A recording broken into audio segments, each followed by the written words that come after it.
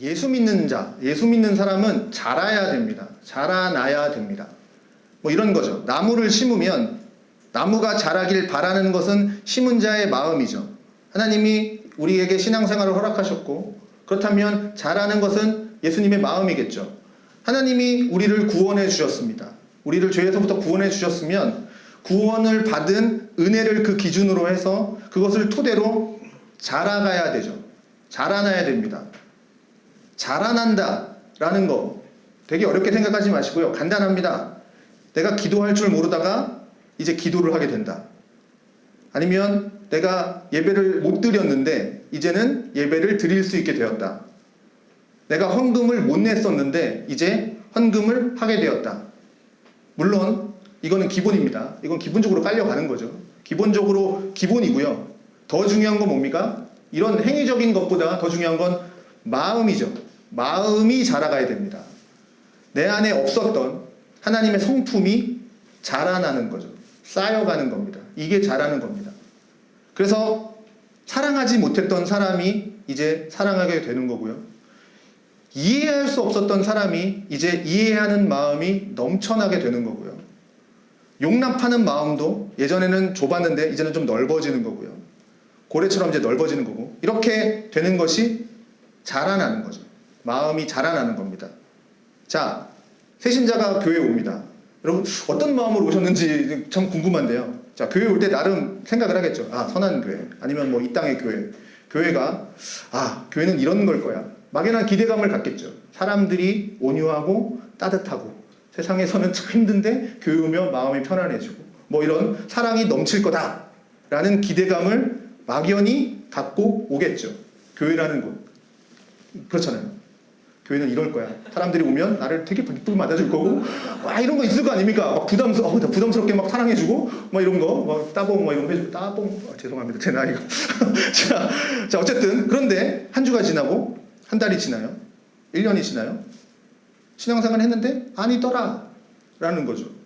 교회에서 막 싸워요. 사람들이 막 싸우고, 막 이기적이고, 어떤 것에 있어서는 막 욕심도 내고, 막 사람 흉보고, 어떤 사람은 또 막 이간질도 하고, 세상에도 일어나지 않는 일이 막 교회에서 일어나는 거죠. 자, 그러면 이 사람이 이제 갈등을 하겠죠. 뭐가 교회일까? 내가 교회에 오기 전에 상상했던, 꿈꿨던, 들었던 그런 모습이 진짜 교회일까? 아니면 내가 지금 1년 동안 겪었던 이 모습이 진짜 교회일까? 이게 성경이 말하는 교회인가? 갈등을 느끼겠죠. 여러분, 교회는 어떤 곳입니까? 죄인들이 모이는 곳입니다. 여러분, 뭐 교회에 다닌다고 다 선한 사람들만 있는 거 아니잖아요. 죄인들이 모이는 곳입니다. 상처받고요, 고통받는 사람들이 모여들죠. 세상 가운데에서 막 정말 난도질을 당하신 분들도 오기도 하고, 자, 그러니 다툼이 없을 수가 없겠죠. 그 다음에 이기적인 마음이 없을 수가 없겠죠. 교회라고 해서 다 그렇지 않잖아요. 자, 욕심이 없을 수도 없겠죠. 자, 문제는 뭐냐면 잘하면 된다라는 거죠. 잘하면. 잘하는 거. 잘하면 되는 거죠. 작년에는 내가 실수를 5개를 했는데 한 해가 바뀌더니 2026년이 됐더니 이제 내가 실수를 4개밖에 안 하는 거죠. 하나도 안 하면 참 은혜겠지만 그렇지 쉽지 않잖아요. 자, 작년에 내가 욕을 100번을 했는데 이런 100번을 했는데 이제 한 해가 바뀌니까 욕을 이제는 99번밖에 안 하더라. 이제 적어도 100번 중에 하나는 이제는 악함을 다스릴 수 있는 마음이 생기더라 라는 거죠. 이제 적어도 한 개는. 적어도. 자, 선의 영역과 악의 영역이 있는데 이제 땅 따먹기식으로 이제 땅을 따먹는 거죠. 100개씩 갖고 있는데 땅 따먹기식으로 선의 영역이 점점 넓어지는 거죠. 해가 바뀌며 가면서요. 그러면서 우리가 1년이 지나고 10년이 지나고 이렇게 지나니까 예전에는 정말 속된 말로 저 사람은 정말 개망난이었는데 이게 10년을 예수 믿으니까 그래도 하나님의 거룩한 부분이 조그만 이 10년 그 마음 가운데 조그만 부분이지만 잘하더라. 보이더라. 이게 잘하는 거죠. 자, 처음에 교회 올 때는 기도를 떠듬떠듬 했어요. 만약에 기도를 떠듬했던 사람이 한 교회 한 10년 다니니까 이제는 저분은 10년 다니니까 이제는 뭐 설교 뭐 기도 준비를 안 해도 그냥 딱 시키면 막 10분 동안 전 세계를 도시더라. 막 잘하더라. 이게 잘하는 게 아니라는 겁니다. 이게 신앙이 잘하는 게 아니라는 겁니다. 30년 예수 믿어도 내가 기도 떠듬떠듬 할 수 있죠. 뭐가 문제가 됩니까? 기도 떠듬떠듬 하는 게 뭐가 문제가 됩니까? 아무 문제 안 됩니다. 근데 속이 자라야 된다라는 거죠. 성품이 자라야 된다라는 거죠. 교회에 새 신자가 딱 옵니다. 새 신자가 오면 하나님의 공동체인 이 교회의 모습, 딱 새 신자가 오면 교회의 모습, 하나님의 공동체의 교회의 모습을 보여주는 사람이 누굽니까? 어떤 사람이 보여주는 겁니까? 먼저 와 있는 사람들이겠죠. 먼저 교회에 와 있는 사람들이, 믿음을 가지고 있는 사람들이 뭘 보여주겠습니까? 그 새로 오신 분에게 교회가 이런 곳입니다. 하나님이 이런 분입니다. 하나님이 우리를 교회를 향한, 이 땅을 향한 마음이 이런 겁니다. 우리 공동체를 통해서 보여지겠죠. 더 좋게 얘기하면 나를 통해서 보여지겠죠. 이걸 보여주는 것이 뭡니까? 먼저 믿은 자의 책임입니다. 저는 오늘 본문을 가지고 제자로 세워가는 교회라는 제목으로 2026년 한 해 우리의 목표이기도 하고요. 여러분과 좀 두 가지 이야기를 좀 나누고 싶습니다. 자, 첫 번째, 오늘 본문 13절의 말씀입니다. 하나님의 아들을 믿는 것과 믿는 것, 아는 것에 하나가 되어라. 그래야 온전한 사람을 이룰 수 있다. 이거죠. 하나님을 아는 것, 하나님을 아는 지식이죠. 하나님을 아는 지식 있어야죠. 하나님을 알아야 뭐 믿든가 말든가 할 거 아닙니까? 지식이 있어야죠. 그런데 지식만 있으면 사람은요, 어떻게 돼요? 교만해집니다. 지식만 있으니까. 인본주의가 되죠. 평가하죠. 판단하죠. 지식에 어떻게 해요? 좀 뭐라고 되어 있습니까? 지식에 믿음을 더하려는 겁니다. 믿음. 이 믿음은 에너지인 거죠. 에너지. 나를 움직이게 하는 힘이라고요. 결국 이런 이야기죠. 우리가 하나님을 아는 것과 믿는 것, 이것이 하나가 되어서 모여서 뭘 하겠다라는 겁니까? 장성한 자가 된답니다. 아는 것과 믿는 것이 하나가 되면 장성한 자. 어떻게 장성한 자가 됩니까? 지식 좀 가졌다고 해서, 반대로 믿음 좀 있다고 해서 다 되는 게 아니라는 거죠. 믿는 것과 아는 것이 하나가 되면서, 이게 하나가 되면서 생기는 시너지 효과가 있는데, 그건 뭐냐? 하나님을 경험하는 겁니다. 내가 하나님을 아는 지식이 있어요? 믿음이 있어요? 그러면 하나님을 경험하게 된다는 겁니다. 어떤 사람은 말이죠, 1년 내내 신앙생활을 합니다. 신앙생활을 해도 하나님을 경험하지 못하는 사람이 정말 많습니다. 기도 응답? 남의 얘기인 겁니다. 나한테는 일어나지 않는 일이에요. 예수 믿는 사람이 기도하면요, 당연히 기도의 응답은 당연히 받아야죠. 당연한 거 아닙니까? 예수 믿는 사람이 기도하는데 기도 응답 당연히 받아야죠. 이건 당연한 겁니다. 특별한 사건이 아니라고요. 기도하면 당연히 응답 받는 거라고요. 야, 내가 기적이 일어났다. 기도했는데 기적이 일어났다. 이게 아니고요. A, B, C, D처럼 그냥 자연히 흘러가는 논리라고요. 상식입니다. 신자에게 있어서는 말이죠. 근데 한국교회가 언제부터인지 하나님을 경험하는 일을 놓치고 있습니다. 귀만 커지고요. 머리만 커져서 따지기 좋아합니다. 비판만 잘하게 되고요. 본인은 그렇게 안 살면서, 본인도 그렇게 못 살면 말하지 마십시오. 본인도 못 사는데 왜 비판을 합니까? 사랑해라. 우리 교회는 사랑이 없어. 아니, 네가 사랑을 해야 사랑을 하지.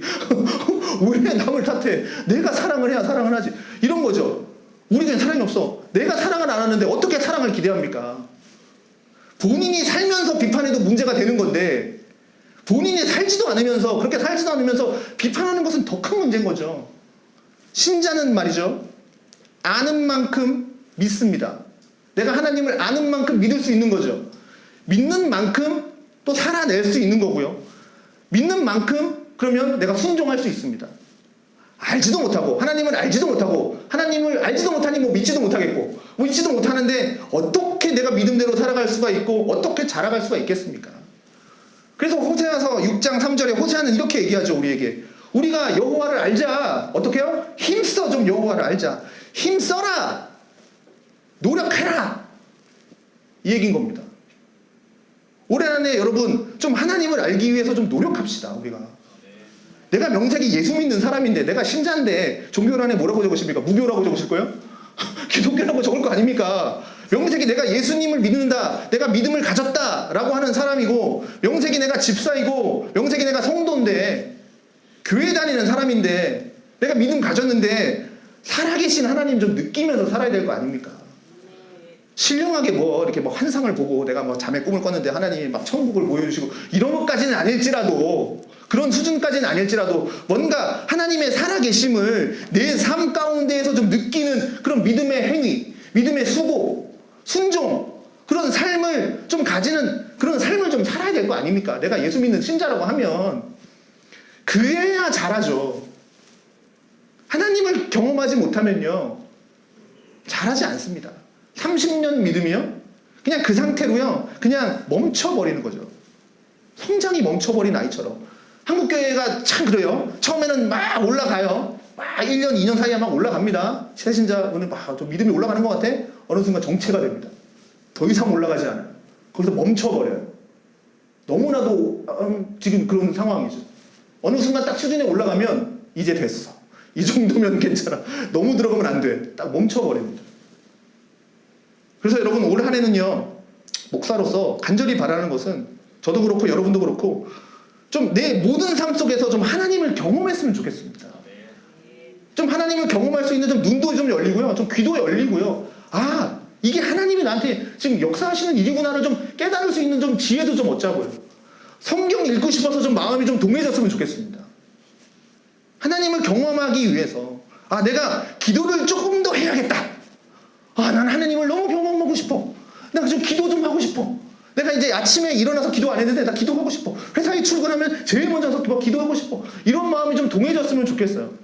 조금이라도 좀 내가 좀 더 믿음을 더 갖고 싶은 그런, 순종해야겠다라는 그런 결단과 마음이 좀 2026년도에는 좀 동해지기를 간절히 축원드립니다.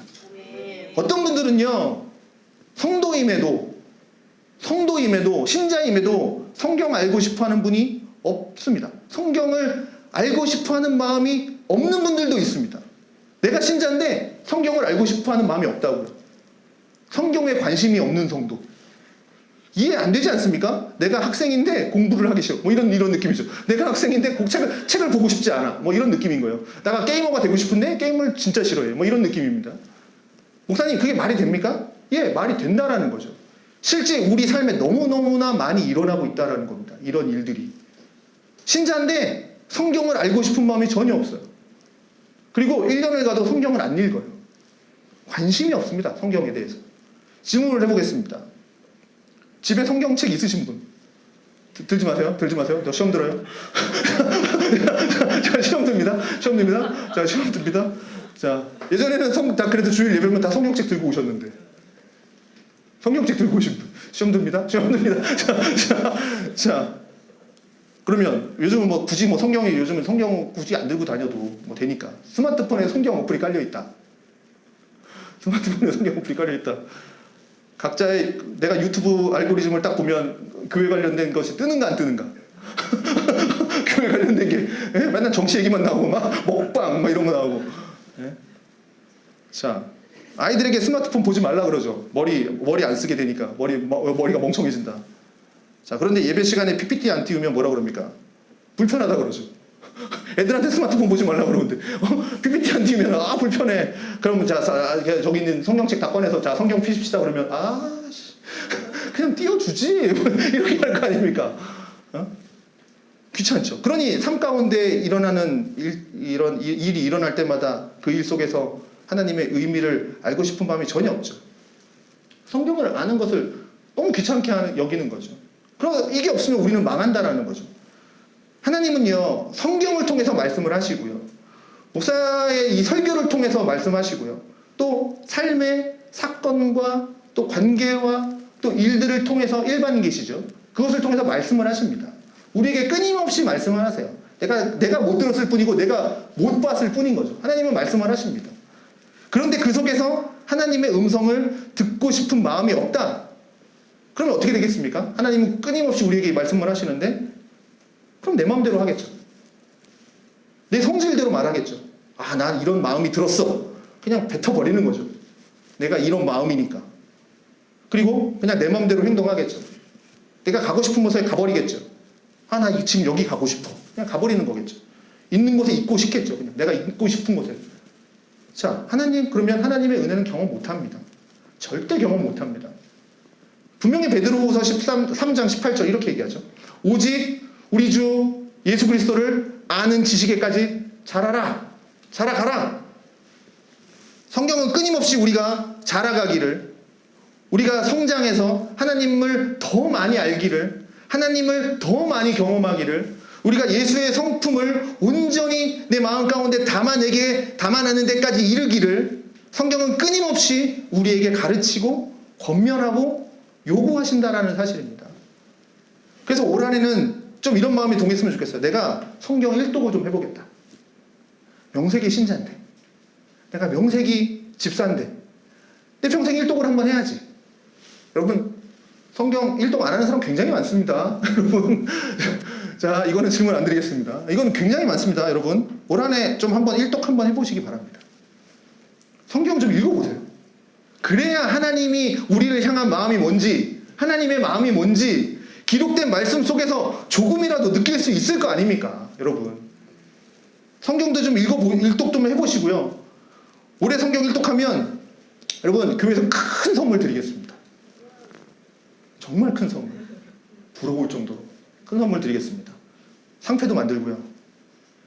정말 여러분, 그런 좀 이렇게 당근들이 있어요. 자, 만들어드리고, 다 읽었는지는 신앙의 양심에 맡기겠습니다. 신앙의 양심. 설마 이걸로 거짓말 하시는 분이 없겠어요? 설마. 목사님, 저 이렇게 CD 틀어놓고 그냥 딴짓 하면서 다 들었어요. 이거 이렇게는 안 하겠죠. 설마 이렇게는 안 하겠죠. 저는 이렇게 타자를 치면서 합니다. 타자를 치면서 이게 있잖아요. 이렇게 뭐 가피아나 이런 데 보면 이렇게 타자 치면서 성경 읽고, 저는 그렇게 합니다. 자, 여러분, 좀 일독도 좀 해보시고요. 다 읽으시면 저에게 말씀해 주십시오. 성경 앱도 좀 까시고요. 네? 기도해봐야 기도가 어떤 맛인지 알죠. 기도를 해봐야, 네? 먹어봐야 맛을 안다 그러듯이 기도해봐야, 네? 왜 예수님이 우리에게 기도를 하라고 하셨는가, 좀 기도의 맛을 알 거 아닙니까? 기도를 좀 해봐야, 사랑하라, 사랑을 해봐야 사랑하는 자가 느끼는 그 경험과 또 감격과 은혜를 알 수 있을 거 아닙니까? 이게 믿는 자, 믿음을 가진 자, 하나님을 아는 자가 가지는 하나님을 경험하는 결론들입니다. 은혜죠. 그러면 성장한다라는 거죠. 그러면 자라간다라는 거죠. 근데 이것 없이, 이런 거 없이 그냥 10년, 20년, 30년 가면요, 어떻게 됩니까? 교회를 많이 아는 것처럼 보입니다. 30년 신앙생활하면 교회를 굉장히 많이 아는 것처럼 보입니다. 그리고 새신자가 보면, 야, 저 사람 굉장히 대단한 신앙인이다 라는 것처럼 보일 겁니다. 왜냐하면 모든 예배 다 빠지지 않고 나올 것이고요. 또 기도 얼마나 능숙하게 할 겁니까? 근데 내면은 텅 빈 거죠. 영성도 없고요. 하나님에 대한 지식도 없고요. 아는 건 많겠죠. 그러나 거기죠. 믿음도 없습니다. 그럼 결국은 결단도 없고요. 헌신도 없습니다. 그런 신자들이 한국교회에 얼마나 많은지 모릅니다. 냉정하게, 정말 냉정하게 여기는 몇 명이나 될까? 정말 냉정하게. 저는 간절히 바라기를, 우리 신자들 가운데는 정말 예수를 믿는 척, 내가 믿는 척하지, 아까 지금 얘기했던 것처럼 믿는 척하는 성도가 없기를 바랍니다. 여러분 가운데 아는 척하는 성도가 없기를 좀 바라겠습니다. 여러분, 목사도 믿음이 휘청거릴 때가 있습니다. 목사라고 해서 막 언제나 막 하이 레벨 그럴 것 같죠? 아니라는 거죠. 목사도 업앤다운이 있어요. 믿음 없이 휘청거릴 때가 있습니다. 짜증날 때 있어요. 믿음이 없는 모습 보일 때 있어요. 그게 본질입니다. 우리 모두 그런 수준이에요. 그러니 아는 척 하지 말고, 믿는 척 하지 말고, 우리가 서 있는 현주소에서 성장을 이뤄가야 되는 거죠. 그게 본질입니다. 믿는 척 하지 말고, 그러니 자기 수준이 어딘지 정확하게 알아야 진보를 이뤄나갑니다. 거기서부터 시작하는 거죠. 나는 학급인데, 나는 지금 초등학교 수준인데 신앙이, 나는 중학생이야 라고 그러면 중국과정 못 거칩니다. 초등과정을 건너뛰었는데 어떻게 중국과정을 넘어갈 수가 있겠습니까? 못 갑니다. 중국과정 못 나갑니다. 그럼 잘하는 일은 평생 없겠죠. 그래서 여러분, 척하다가, 내가 한 20년 다녔으니까 척하다가 망하는 것이 아니라 올 한해는 정말 주님을 아는 일이 여러분 가운데 많이 생기기를 성경을 통해서, 설교를 통해서, 그리고 또 뭐 공부를 통해서, 또한 순종과 이런 결단과 나를 쳐서 주님 앞에 복종시키는 그 삶 속에서 많은 믿음을 가지시기를, 좀 이런 가운데 하나님을 경험하는 일들이 좀 일어나기를, 그런 일들이 일어나기를 주님의 이름으로 축원드립니다. 그래서 여러분, 내면이 겉만 번지르르한 회칠한 무덤이 아니라 속이 꽉 찬 알곡 같은 그런 신앙으로 세워가기를 주님의 이름으로 축원드립니다. 내 속에 믿음이 있으면 외식적인 것이 아니라 눈물로 드러나요. 그리고 내 속에 진짜 믿음이 있으면 그렇게 믿음대로 살아가게 되더라라는 거죠. 올 한 해 저도 그렇고 여러분도 그렇고 살아계신 하나님을 좀 많이 좀 경험했으면 좋겠고요. 우리가 셀 모임 때나 또 예배 때 그런 간증의 고백들을 좀 많이 할 수 있기를 주님의 이름으로 축원드립니다. 셀 모임 때, 여러분 셀 모임 하시죠? 우리 교회는 그래도 셀 모임이 참 은혜로운 시간들인데, 셀 모임 때 물론 삶의 얘기 해야 되죠. 삶의 얘기 해야 됩니다. 삶 속에서 이제 해야 되죠. 그런데 결론은 어떻게 끝나야 되냐면, 셀 모임은 결론은 예수 그리스도의 십자가로 잡아와야 됩니다. 이게 셀 모임입니다. 십자가로 해석돼야 됩니다. 내 안에 일어난 모든 일들을 그냥 넋두리 하듯이 그냥 끝내면 안 된다는 거예요. 아, 내가 이런 일이 있었어. 슬펐어. 우리 다음 주에 보자. 이렇게 되면 안 된다라는 겁니다. 십자가로 해석하는 작업이 필요합니다. 아, 나한테 이런 일들이 있었는데 하나님이 나에게 이런 생각을 가지시라고 한 것 같아. 하나님이 나한테 이런 일들을 경험하게 하셨어. 뭐 이렇게 해서 끝나야지. 아니면 그냥 사는 넋두리하고 끝나는 겁니다. 이건 세상 모임이에요. 네? 살아가는 얘기하는 건 그냥 세상 모임이라고요. 십자가로 해석하는 게 필요하다고요. 우리는 세상 모임이 아닙니다. 여러분 기억하십시오. 세상에서 그냥 넋두리하고 끝나는 세상 모임이 아니라고요. 자, 두 번째는요. 어린아이 것을 버리고 좀 자라가자라는 이야기를 하고 싶습니다. 내 안에 어린아이의 것들. 그러니까 우리 속에 어린아이와 같은 것들은 뭐가 있는가? 요거를 한번 좀 살펴보자고요. 초대교회 고린도 교회를 보면, 고린도 교회는 이제 그 그리스에 있는 교회입니다. 그리스에 있는 교회 보면 현대교회, 지금 우리 교회와 되게 비슷한데, 고린도전서 3장 1절에서 2절에 바울은 고린도 교회를 이렇게 이야기합니다. 자신이 그 교회에 사역했던 목회자였어요. 그 교회를 평가하기를, 형제들아, 내가 신령한 자들을 대함같이 너희에게 말을 할 수가 없어서 육신에 속한 자 곧 그리스도 안에서 어린아이들을 대함과 같이 하노라. 내가 너희를 젖으로 먹이고 밥으로 하지 아니하였노니 이는 너희가 감당하지 못하였음이니와 지금도 못하리라. 자, 내가 너를 위해서 사역한 것이 오랜데 그때나 지금이나 여전히 너희는 미숙숙하구나. 어린아이 같구나. 그래서 내가 밥으로 못 먹이고 젖으로 먹이는구나. 자, 선한교회가 이제 3년째 접어들었습니다. 3년째 되면서 목회자로서 어떤 분들은 믿음의 진보를 이루었지만 조금이라도, 어떤 분들은 여전히 그대로입니다. 제가 볼 때 그래요. 그대로입니다. 그런 것 때문에 목사는 굉장히 속상합니다. 정말 속상합니다. 여러분, 제가 이렇게 말해서 잘 느낌이 안 오시겠지만, 아, 내가 목회를 지금 잘못하고 있는가라는 생각도 막 들어요. 아, 나는 목회랑은 안 맞는구나. 막 그런 생각도 들어요. 왜냐면 변화가 없으니까. 아, 차라리 저기 한마음 교회 가면 더 믿음이 늘려나? 막 이런 생각하는 거죠. 막 심각한 자괴감에 빠지기도 합니다. 기분이 안 좋을 때. 기분이 안 좋을 때. 기분이 안 좋을 때. 어떤 분들은 지나가면서 조금씩 인격이랄지 삶이랄지 조금씩 다듬어져서 잘하는 부분이 있는 반면에, 어떤 분들은 있어요. 어떤 분들은 그냥 예배 시간에 목사님 저 내일 주일인데요 빠져요 이러면서 가시는 분이 있어요. 정말 죄송하는 부분이 전혀 없는 거죠, 하나님 앞에. 자, 그리고 그 다음 주에 와서 통회하는 그런 눈물을 본 적이 없습니다. 반면에 어떤 분들은 영 그 자리에 있는 분들이 꽤 많습니다. 어떤 분들은 잘한 반면에. 자, 바울은 어떤 마음이었을까요? 이 고린도 교회 성도들을 바라보면서 바울과 같이 탁월한 목회자, 정말 바울, 우리는 탁월한 목회자라고 얘기하지 않습니까? 탁월한 목회자도 말하기를, 야, 내가 마음을 다했는데 목회했는데 너희들 아직도 제자리야. 아직도 어린아이구나.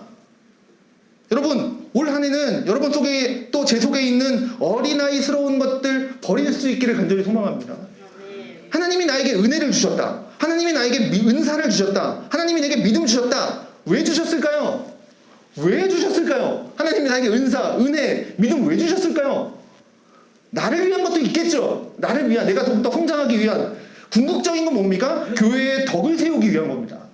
궁극적인 건. 그 말의 의미는 누군가에게 은혜를 끼치는 삶의 목적이 있다라는 거예요. 그래서 나에게 믿음 주시고 은혜를 주시고 은사를 주셨다는 거예요.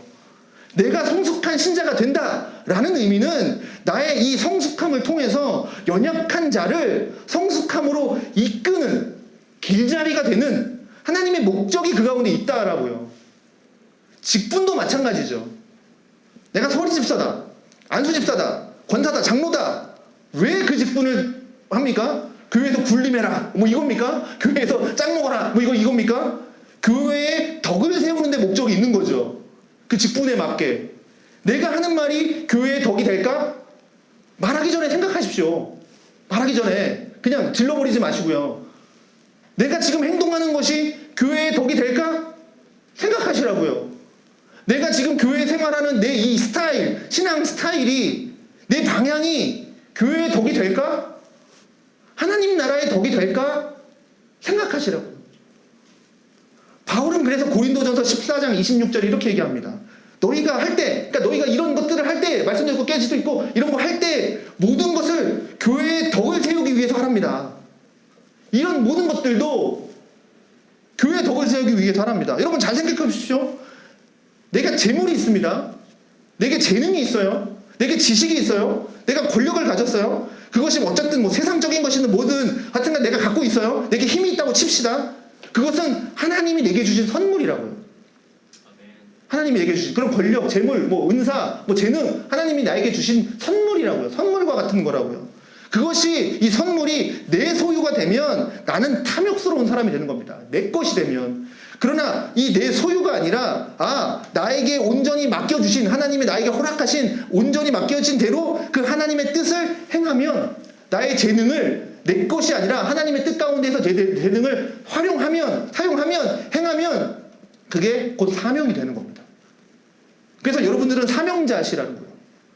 꼭 목사가 앞에서 예수 뭐 믿으십시오 이것만 하는 게 아니라 그 직분을 통해서, 여러분들이 하시는 일들을 통해서 그리스도를 전하라고요. 사명이 됩니다. 소유하는 자가 아니라 사명을 맡은 자로 삶을 살아간다고요. 공부를 왜 합니까? 사명을 맡은 자로 살아가기 위해서 하는 거라고요. 내가 잘 먹고 잘 살기 위해서 하는 게 아니라, 내가 은사를 가졌으면 은사의 그 활용도를 따라서 그 목적 가운데 서면 내가 사명자가 됩니다. 그렇지 않습니까? 하나님이 내게 물질을 많이 주셨다? 물질을 많이 주신 이유가 뭡니까? 잘 먹고 잘 살아라? 없는 자를 돌아보라 라는 게 삶의 목적이라는 겁니다. 그럼 그 목적으로 살면 그 물질이 내 소유가 아니라 사명자의 삶을 살아가게 되는 거죠. 그럴 때 하나님께서 더 은혜를 부어주시겠죠. 하나님이 더 부어주시는구나. 나누는 거죠. 베푸는 거죠. 없는 자를 위해서. 내가 남보다 지식이 있어요. 내가 남보다 뛰어난 통찰력이 있어요. 그러면요, 그 통찰력과 지식을 가지고 남 비판하고 못 배운 자 흉내고 그러는 사람은 말이죠, 탐욕스러운 자가 되는 거고요. 그것을 가지고 연약한 자를 도와주고 격려해주고 세워주고 붙들어주면 이게 사명자가 된다라는 거죠. 내가 건강합니다. 이 건강함이 병약한 자를 도와주라는 건데, 병약한 자를 무시하고 내가 튼튼한 두 다리를 가져서 뭐 도둑질 하는데, 죄를 짓는데 쓴다면 이 건강한 소유는 탐욕이 되는 것이고요. 온전히 쓰이면 사명자의 삶이 된다라는 거죠. 하나님은요, 교회를 세우시고 신자들을 그 교회로 불러주셨습니다. 여기서 끝나는 게 아니죠. 자라는 거죠. 자라는 거. 무엇을 위해서요? 하나님 나라를 위해서. 하나님 나라라는 것은 결국 뭡니까? 건물이 아니죠. 교회를 성장시켜라 이런 얘기 아니죠. 건물을 100평으로 옮겨라 이 얘기하는 거 아니죠. 결국 우리들입니다. 하나님의 나라는. 우리가 교회입니다. 결국 옆에 있는 사람을 자라게 만들기 위해서 우리가 자라는 겁니다. 여러분 이렇게 한번 생각해 봅시다. 지난 2025년 한 해 1월 1일 2025년 동안 나는 얼마나 자랐을까? 지금 1년을 딱 돌아보면서 내가 작년에 1월 1일 때 신앙과 지금의 신앙 자랐습니까? 세상에서도 말이죠.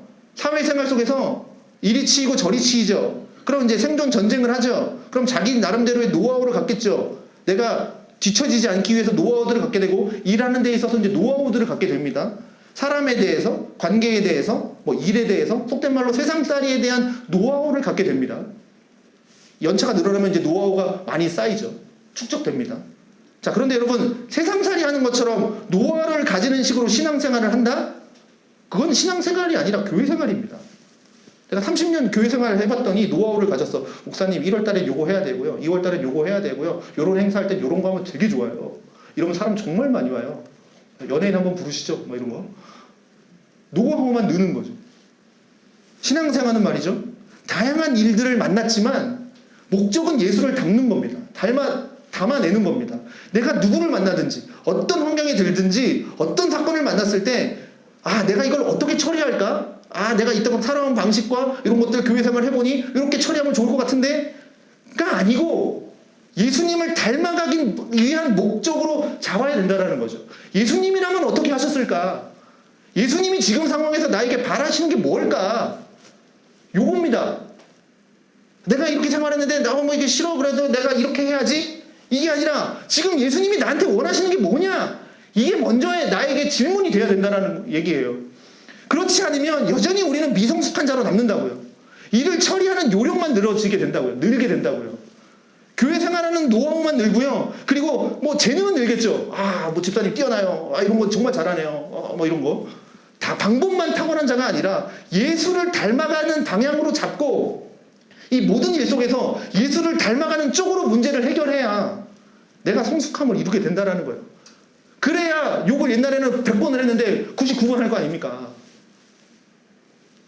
하나는 좀 다스려야죠. 그래서 올 한해 여러분 많은 좀 고민을 좀 하시기 바랍니다. 하나님이 나를 볼 때 내 속에서 어린아이적인 요소가 뭐가 있을까? 이런 상황에서 내가 어떻게 행동해야 성숙한 하나님을 닮은 자로서 행동하는 방법일까? 여러분 그럴 때 있죠. 내게 참 좋은 멘토가 있었으면 좋겠다. 세상살이 하다 보면 답답해서 어떻게 해야 될지 모를 때가 있습니다. 어떻게 반응해야 될까? 아니면 이렇게 반응해야 될까? 그럴 때 누군가 명쾌한 좀 답을 주면 얼마나 일이 수월하게 진행될 수 있겠습니까? 사랑하는 성도 여러분, 여러분의 삶이 예수께 집중하고 내 속에 있는 어린아이적인 것들을 버리고 하나님의 성품을 닮아가는 방향으로 내가 제대로 나아가고 있다, 잡아가고 있다면 여러분이 성숙한 자가 되는 겁니다. 그러면 여러분이 예수로부터 그 답을 얻을 뿐만 아니라 여러분이 누군가에게 답을 줄 수 있는 그런 성숙한 장성한 그리스도인의 삶으로 자라가게 되는 거죠. 이런 거를 경험해야죠, 여러분. 그러니 여러분, 저와 여러분 속에 어린아이적인 요소들이 뭐가 있는지 반드시 찾아야 됩니다. 나는 아직도 이 부분에서는 참 어린아이구나. 찾아내야 된다는 거죠. 그리고 지금 내가 하고 있는 것 가운데 이 어린아이적인 행동이 무엇인지를 찾아내야 됩니다. 나는 원래 이런 사람이야. 하나님 이런 나를 사랑해주세요. 이게 아니라는 거예요. 예? 잘해야죠. 이제 젖을 먹었으면 이제는 밥도 이유식도 먹고 밥도 먹어야죠. 하나님 나는 맨날 이 젖만 먹을래요. 이렇게 30년 신앙생활 하실 겁니까? 때로는 뭐 정말 초신자 때는 아파요 하나님 아파요 그랬지만 이제는 혼자 좀 치료도 할 수 있으면 있어지고 또 다른 사람도 치료도 좀 해보고 그래야 신앙이 자라는 거 아닙니까? 언제까지 하나님 나 힘들어요 살려주세요 도와주세요 이러고만 있을 겁니까? 내가 좀 다른 사람도 좀 위로를 해야죠.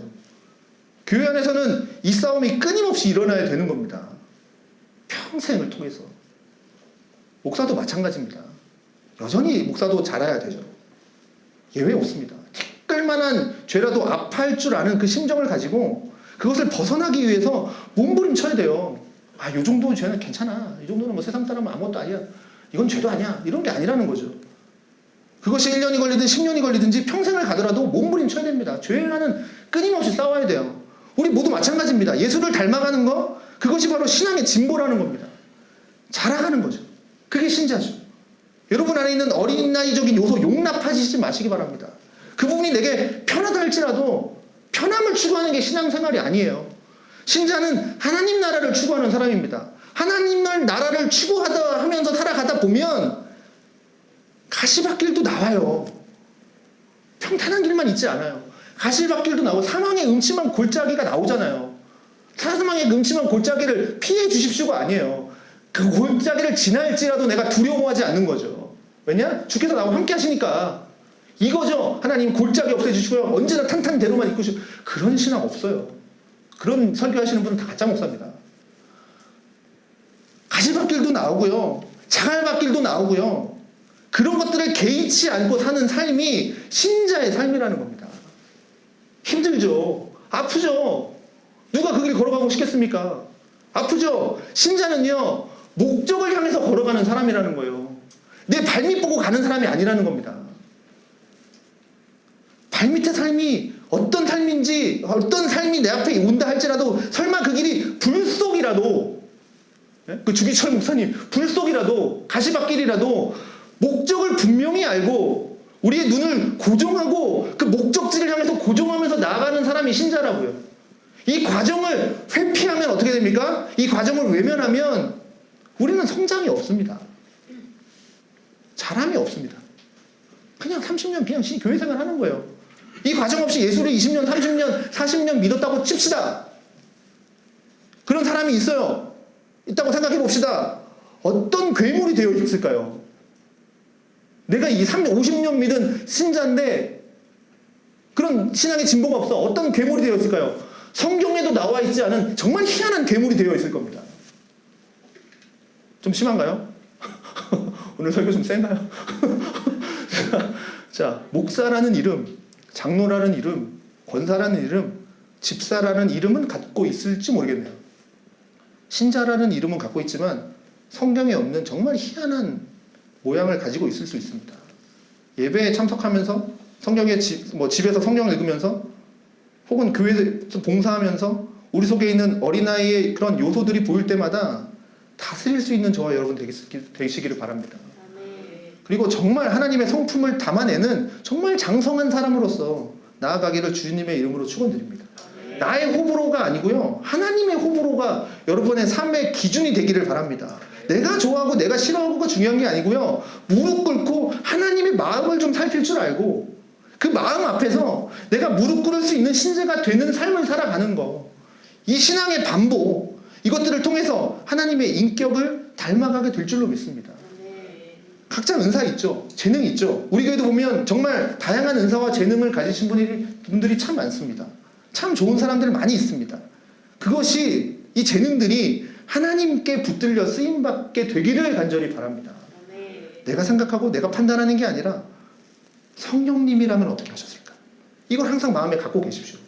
성령님이라면 어떻게 하셨을까? 이러한 부분에서 하나님의 성품을 담는 쪽으로 판단되고 붙들려져서 쓰임받기를 주의 이름으로 축원드립니다. 자, 말씀을 맺겠습니다. 여러분, 교회라는 공동체는 어떤 공동체냐? 트레이닝 센터라고 생각하시면 됩니다. 교회는 훈련소예요. 생각하십시오. 하나님께 나는 훈련받고 있다. 목사조차 사랑으로 가득 차지 않고 온유하지 못한데 우리는 여전히 속된 말로 공사 중인 겁니다. 하나님이 치료하고 계시는 과정 중이라고요. 자라가는 과정 가운데 있습니다. 문제는 뭐냐? 자라가야 한다는 겁니다. 멈춰 있는가? 아니면 1cm라도 자라고 있는가?